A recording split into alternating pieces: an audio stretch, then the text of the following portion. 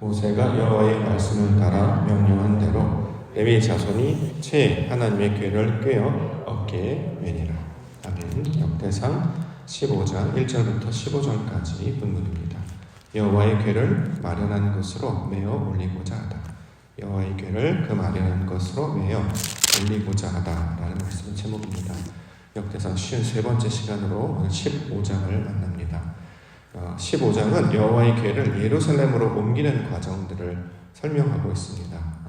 내용이 많기 때문에 세 부분으로 나누어서 살펴보도록 하겠습니다. 오늘 첫 번째 단락으로서 다윗이 여호와의 궤를 그 마련한 것으로 메어 올리고자 준비하였다. 자, 이렇게 기록하고 있습니다. 3절에 나와 있습니다.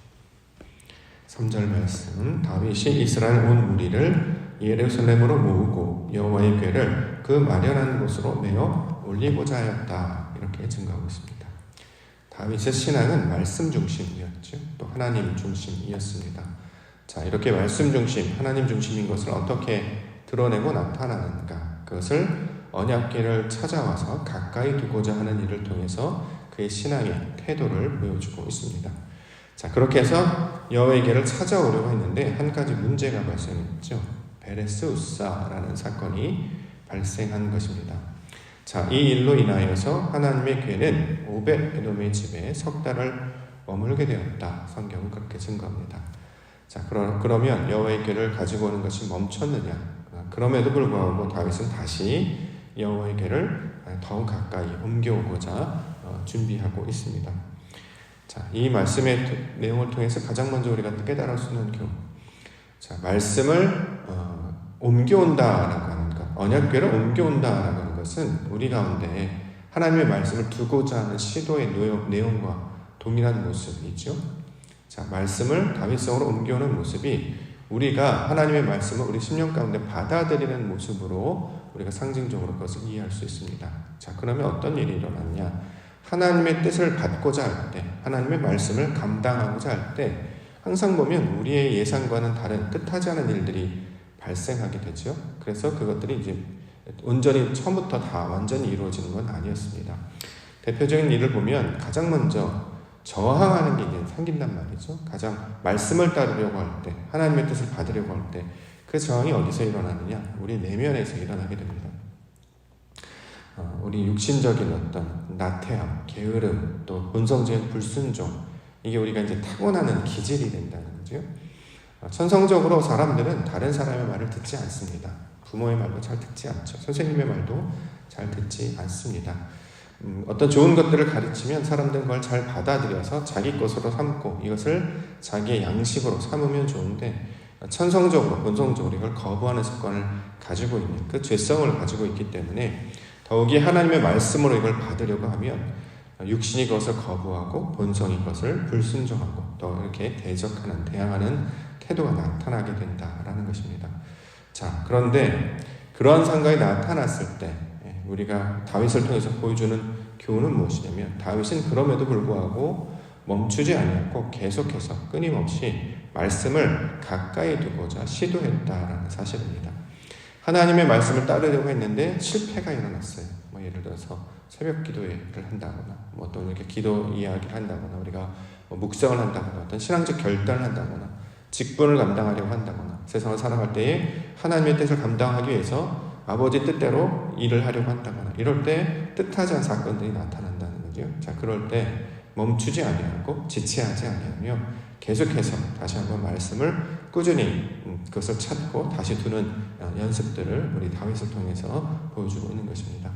이처럼 여호와의 궤를 그 마련한 곳, 우리로 따지면 우리 심령에 해당하는 것이 되겠죠. 우리 마음 가운데 나를 다스리시며 우리를 인도하시는 근거와 기준이 되게 하시기 위하여 우리 성도가 감당해야 되는 것은 끊임없이 말씀을 마음에 두고자 하는 시도를 멈추지 말아야 한다는 거죠. 그래서 우리가 날마다 기도회가 있고 또 우리가 날마다 말씀을 묵상하고 또 하나님께 하나님의 나라를 구하고 나아가는 것. 자, 그런 목적으로 저와 여러분들을 불러주신 줄 믿습니다. 모두가 다 처음부터 성공하지는 않습니다. 그러나 다시 마음을 돌이켜서 하나님의 말씀을 내 마음 가운데 두게 하여 주시옵소서. 이렇게 다윗처럼 그 마련한 처소로 옮겨오게 해 주시옵소서. 이렇게 우리가 감당할 때 하나님께서 구별하신 거룩한 성도와 교회의 모습으로 변화될 줄 믿습니다. 이 말씀을 붙잡고 하나님의 말씀을 구하는, 또 다시 한번 말씀을 가까이 두는, 하나님의 뜻으로 우리 중심의 그 기준이 되는 자리를 잡게 하는 믿음의 성도와 교회가 되기를 주의 이름으로 간절히 축원합니다. 자, 다윗이 했던 일들 차례대로 살펴보도록 하겠습니다. 다윗은 여호와의 궤를 다시 옮겨오고자 할 때 레위 사람이 이 여호와의 궤를 메어야 한다, 이렇게 증거하고 있습니다. 2절에 나와 있습니다. 2절, 다윗이 이르되 레위 사람 외에는 하나님의 궤를 멜 수 없나니 이는 여호와께서 그들을 택하사 여호와의 궤를 메고 영원히 그를 섬기게 하셨음이라 하고. 자, 여호와의 궤를 누가 멜 수 있는가? 다윗은 레위 사람이 하나님의 궤를 메어야 한다. 레위 사람 외에는 하나님의 궤를 멜 수 없다, 이렇게 이야기하고 있습니다. 자, 레위 사람만이 하나님의 궤를 멜 수 있다는 거죠. 그럼 레위 사람들이 누굽니까? 여기 이제 본문에 등장하면 그 핫부터 시작해서 쭉 이름들을 기록하고 있는데, 레위 지파 사람들, 레위 족속 사람들은 우리는 레위 지파 사람 이렇게 이야기합니다. 그러면 레위 출신들만 여호와의 궤를 멜 수가 있겠죠. 이건 이제 구약을 통해서 주신 사건과 역사고 사실이고, 이거 우리에게 이제 주는 교훈은 무엇이냐면, 여기서 말하는 레위 사람이라고 하는 것은 하나님의 말씀과 결합한 자들을 가리키고 있는 말이죠.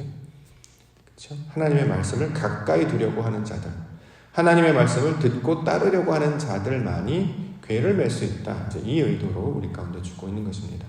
어떤 특정한 어떤 한 사람 또는 어떤 특별한 족속이나 출신들만 그렇게 그들만 배타적으로 자신들만 가지는 그런 입장이라기보다, 여기서 주는 이제 목적은 무엇이냐면 하나님의 말씀을 찾고 구하고 두드리는 사람, 말씀을 가까이 두려고 하는 자들을 성경에서는 레위라고 부르고 있기 때문에, 자, 여기서 말하는 레위 사람만이 여호와의 궤를 멜 수 있다는 것은 말씀을 중심으로 하는 자들, 하나님을 찾으려고 하는 자들이어야 말씀을 가까이 둘 수 있다. 자, 이렇게 우리 가운데 주고 있는 말씀입니다. 하나님의 뜻을 구하는 자, 지혜를 찾는 자, 성령을 구하는 자, 하나님을 찾고자 하는 자, 자, 이러한 자들이 바로 말씀을 가까이 둔다라는 거죠. 세상 사람들이라고 해서 모두가 다 말씀을 가까이 하는 것이 아니라, 그 중에서도 내가 하나님의 말씀을 듣기를 원합니다. 찾기를 원합니다. 아버지 하나님의 말씀으로 내가 충만해지기를 원합니다. 이렇게 간절히 찾고 구하는 자가 하나님을 가까이 만날 것이다. 자, 이렇게 이야기하고 있습니다. 저와 여러분들을 왕으로, 성도로, 제사장으로, 그렇게 선지자들로 부르시고 세우신 것은 말씀을 가까이 하는 자들을 세상 가운데 보여주기 위함이겠지요. 새벽 예배를 그 어려운 시간에도 불구하고 드리게 하시고, 세상을 살아가면서 자신의 뜻대로 하지 아니하고 하나님의 말씀대로 하려고 하고, 또 그 가운데서도 하나님의 영광이 나타날 것을 기대하며 마음을 그곳 가운데 두는 자들, 자, 이런 자들을 가르쳐서 레위 이렇게 이야기한다는 거죠. 구별된 자들, 하나님의 말씀과 결합한 자들이라는 뜻이 되고 있습니다. 그러므로 우리가 조금 더 마음을 다하고 뜻을 다하고 힘을 다해서 예배에 집중합시다 라고 권면을 드리는 이유는, 성경이 그 말씀을 우리 가운데 가르침으로 하나님을 간절히 찾고 구하고 두드리는 자에게 문이 열리며 만나게 해주실 것이라는 약속의 말씀이 있기 때문입니다. 오늘도 하나님의 말씀을 찾고 구하기 위해서 하나님의 말씀 가운데 부르심을 받아 나온 줄 믿습니다. 우리가 그 일들은 꾸준히 쉬지 않고 계속해서 감당해 나아갈 때 마침내 하나님의 영광을 맛보게 해주실 줄 믿습니다. 자, 두 번째는 몸을 성결하게 하다, 이런 말씀 12절 12절 15장 11절과 12절. 다윗이 제사장 사독과 아비아다를 부르고 또 레위 사람 우리엘과 아사야와 요엘과 스마야와 엘리엘과 암미나답을 불러 그들에게 이르되, 너희는 레위 사람의 지도자이니 너희와 너희 형제는 몸을 성결하게 하고 내가 마련한 곳으로 이스라엘의 하나님 여호와의 궤를 메어 올리라. 자, 본문에 보면 레위 사람의 지도자라는 말 나왔죠. 지도자, 우리가 그동안 내용을 살펴봤습니다. 지도자, 말씀을 머리로 하는 사람, 그래서 하나님의 말씀을 가르칠 수 있는 사람을 가르쳐서 지도자다, 이렇게 이야기하고 있습니다. 자, 그 지도자가 갖추는 특징이 뭐냐? 몸을 성결하게 하다라는 말로 설명합니다. 성경에서 말하는 성결하게 하다라고 하는 것은 깨끗하게 하다라는 의미인데, 이것은 무엇이냐면 내 안에 하나님이 기뻐하지 않는 모습들을 하나씩 하나씩 제거하는 것을 가리키고 있는 말이죠. 그래서 이것을 깨끗하게 하다, 성결하게 하다라는 말로 주고 있습니다. 우리가 어떤 것들을 깨끗하려고 할 때 물로 씻지 않습니까? 똑같습니다. 하나님의 말씀으로 우리를 계속 채워내야 된다는 거죠. 컵에 불순물이 담겨져 있을 때 물을 계속 부어서 그 불순물을 거두어내는 것처럼 우리라고 하는, 성도라고 하는 그릇 안에 하나님의 말씀을 계속 부어내는 것입니다. 계속 말씀을 듣는 것이죠. 찾고 구하고 두드리고 하나님의 말씀을 충만케 하고, 자, 그러면 내가 원래 가지고 있다, 내가 옳다라고 믿었던, 자신이 가지고 있던 성이 무너지고, 내가 지었던 탑들이 무너지고, 내가 진리라고 믿고 있었던 모든 세상의 지식과 교훈들이 다 쓸려 나가고 하나님의 거룩한 말씀만이 남게 되는 것입니다. 자, 이것을 성결이다 이렇게 얘기하죠. 이걸 레위기에서는 번제라는 개념으로 가르쳐 주기도 했습니다. 몸을 성결하게 하다는 것은 무슨 뜻이냐면 하나님의 뜻만을 온전히 100% 순종한다라는 의미가 되겠죠. 하나님의 말씀을 듣지만 내 뜻도 있습니다. 이렇게 하면 이건 성결이 되지 못하죠. 섞여 있기 때문에. 그런 섞여 있는 상태에서 세상의 것, 육신의 것들이 하나씩 제거되고 잘라내고 그것이 하나씩 이제 쓸려나가는 것이기 때문에 하나님이 주신 뜻을 그대로 받아들여서 자신의 생각들을 다 내려놓고 하나님의 말씀만을, 아버지 뜻만을 감당하는 걸 가지고 성결이다 이렇게 이야기하고 있습니다. 하나님의 말씀이 맞습니다. 그러나 내 뜻도 있습니다. 이걸 이제 두주인 섬긴다라고 하죠. 자, 이러한 때 우리가 두주인 섬기는 사람처럼 살고 있었으나 이제 주님 주신 말씀을 통해서 내가 그렇게 순전하게 감당하겠습니다. 이렇게 얘기하는 것입니다. 자, 이것은 이제 단적으로 보여준 예화가 신약에 보면 예수님께서 제자들에게 그물을 내리라 이렇게 얘기한단 말이죠. 깊은 곳에 가서 그물을 내리라, 또는 반대편에 그물을 내리라. 자, 고기 잡는 것은 어부들 출신이었기 때문에 그 제자가 된 자들이 좀 더 잘할 수 있겠죠. 그런데 전문가들이라고 이야기했던 자기들조차도 밤이 새도록 수고하였지만 고기를 잡지 못했습니다. 그런데 예수님은 너무나 당연한 깊은 곳에 가서 그물을 내리라, 또는 반대편으로 그물을 내리라, 너무나 간단한 말씀만을 주신다는 거죠. 그런데 그 말씀에 의지하여서 내가 밤이 새도록 수고하였지만 하나도 갖지 못하였으니 그 말씀에 의지하여서 그물을 내리리라 하고 그 말씀 그대로 따랐더니 그물이 찢어질 만큼 153마리, 예수 그리스도를 상징하는 153마리의 물고기를 건지게 되었다라는 거죠. 자, 이것이 바로 믿음, 순종이다. 이걸 다른 말로 성결이다 라는 말씀으로 우리가 알려주고 있습니다.